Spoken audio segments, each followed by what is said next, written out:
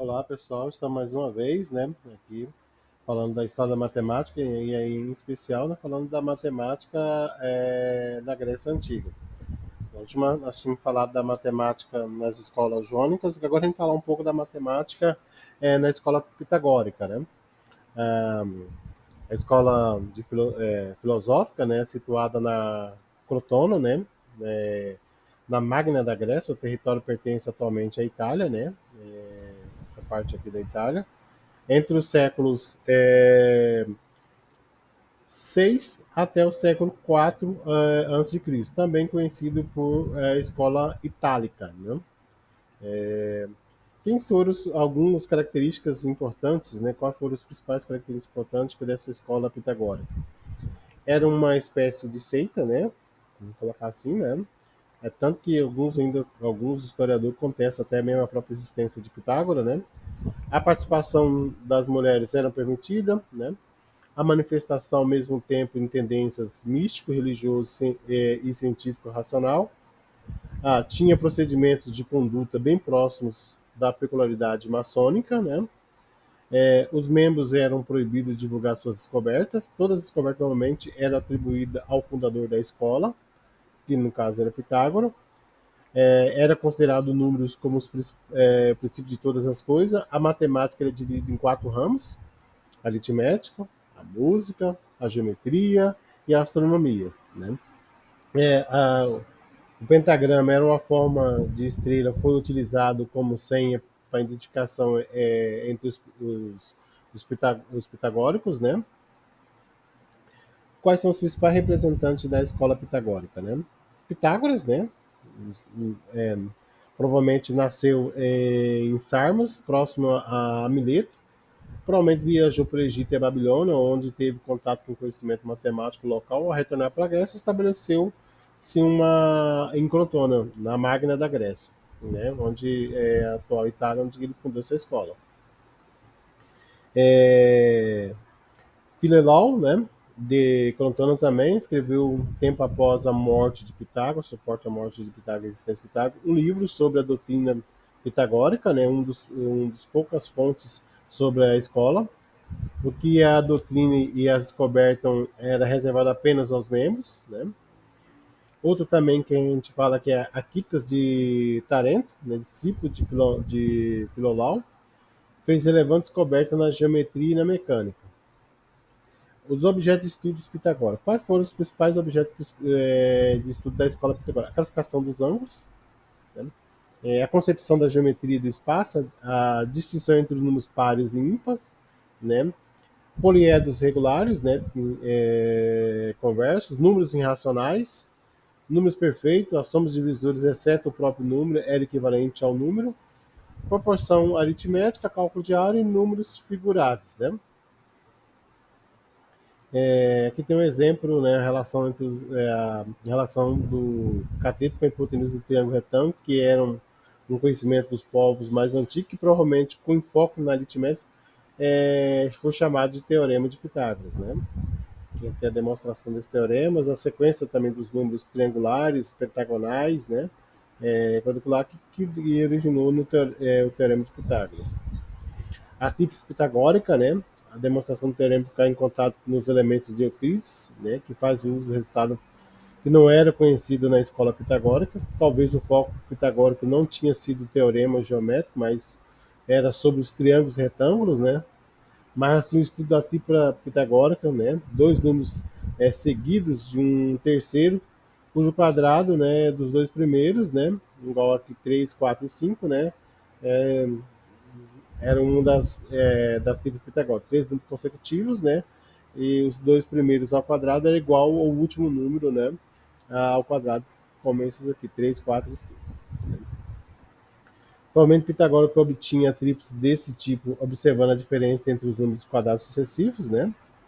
É, Podemos observar, né, note que nessas figuras aqui, né, então na parte rosa, né, a diferença, né, entre elas também é o número quadrado, quadrado de 9, que se obtém igual 9 mais 16, que é igual a 25. Então, fazendo essas diferenças entre esses números rosas, né, a gente tinha a que nós chamamos da tríplice pitagórica, né? Eram conceitos, né? O argumento apresentado acima são apenas suposições de métodos de demonstração dos pitagóricos em razão da ausência de documentos escritos. Há diversas conjecturas, né, dos números pitagóricos, né?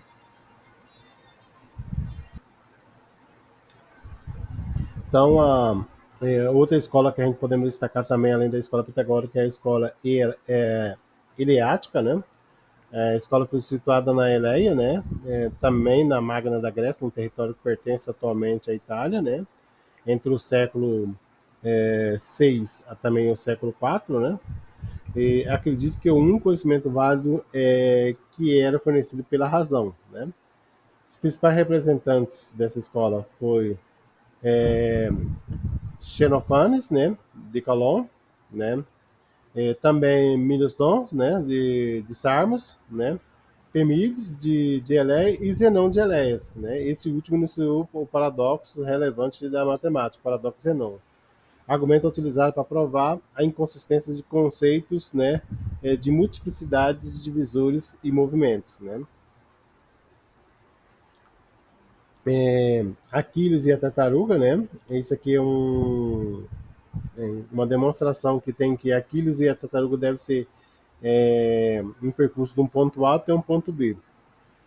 E eles têm esse conceito. Quando a tartaruga chega no ponto 1, né, que é o ponto médio entre A e B, né, Aquiles sai do ponto A, né? Então nós temos um ponto A, um ponto B e o ponto P1 é o ponto médio entre A e B. Então essa demonstração, essa situação traz o conceito até de geometria, da progressão geométrica, que diz assim, quando Aquiles, né, tá em P1, a tartaruga está em P2, né? Entre P1 e P2. Quando Aquiles está em P2, a tartaruga está em P3 e assim vai indo, né? Isso demonstra que Aquiles nunca alcançará a tartaruga, né? E isso demonstra o conceito por exemplo, das progressões geométricas, né? Da soma das progressões geométricas, né? De achar a soma dos termos infinitos de uma progressão geométrica. Esse conceito demonstração de Aquiles e tartaruga, né? Essa preposição, esse problema, é, permitiu o conhecimento das progressões aritméticas, né? Aí o percurso realizado pelas tartarugas pode ser dividido infinitamente. A razão do percurso da tartaruga é subdividido e realizado porque ela jamais alcançar. Esse paradoxo indica a dificuldade de compreender que as somas infinitas de parcela pode ser uma grandeza finita, né? Então esse paradoxo, né, essa situação, né, traz a soma das progressões aritméticas, né, que depois a gente vai ver que pode ser um número finito, né? E aí permitiu o desenvolvimento, por exemplo, dos cálculos de limites, que mais profundamente nos semestres posteriores vocês vão estar estudando cálculo diferencial integral, e nas disciplinas de cálculo diferencial integral 1, né, vocês vão ter esses primeiros conceitos de limites, né, e compreender que muitas vezes um número que não aparece, a gente nunca chegar, a gente encontra um número finito, um número possível. Nós temos também a dicotomia, né, para percorrer uma distância intervalar. Então, isso aqui demonstra essa dicotomia desse coisa. Então, esse paradoxo, né, de economia da tartaruga, pois conclui espaços após infinitas subdivisões, a gente vai calculando subdivisões, e isso aqui, isso vai tendendo a zero, né? Quanto mais próximo eu vou aproximando aqui do B, a distância vai se aproximando de zero. E quando essa distância vai distando do ponto final, né, vai se aproximando do ponto final, a gente tem uma conclusão que isso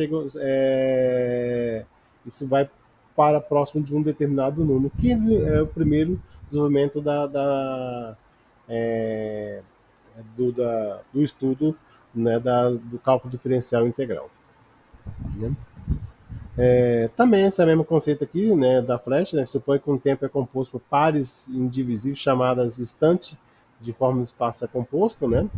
Então uma flecha voa, ocupa um determinado instante, né, no voo, né, em que ela ocupa um lugar no espaço, né? E si mesmo não se move pois a velocidade é a variação do espaço com o tempo. Nesse paradoxo da flecha, né, a flecha está sempre em repouso em cada instante do voo. Sendo assim, ela não pode estar em movimento, né? Isso aqui também traz um paradoxo, né? Esse paradoxo refere-se à matemática atual, que é a noção de velocidade instantânea, né? Aí que é uma aplicação lá dentro da física, né? Dessa parte, que também envolve a parte do cálculo diferencial integral. Tá? Aí tem outros paradoxos, né? Que acabaram se observando nessas escolas, nessa escola elitista, né? Outra escola que a gente podemos falar é a escola de sofista, né? Essa escola centrava-se em Atenas por volta do século V a.C., né? Os sofistas eram professores, primeiro aceitavam ser pagos por aula, quais tornavam importantes, quando a educação passou importante no status de cidadão ateniense. Para o sofista não existia verdade absoluta, mas sim opiniões, boas ou mais, eram peritos na arte e na argumentação, né? As principais matemáticas da escola sofista. Nós tínhamos Epias, né, de Elias, e Prox, de X, é, Antiformes, né, Brisomes de Erecreia, né?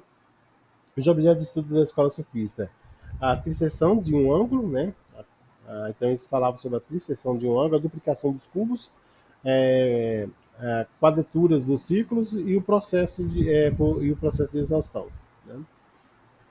Então, essas são as principais escolas. Depois eu vou falar para vocês, né, vem da escola de Platão, né, que vai permitir a gente ter outros novos conceitos sobre a matemática na Grécia Antiga. Até lá.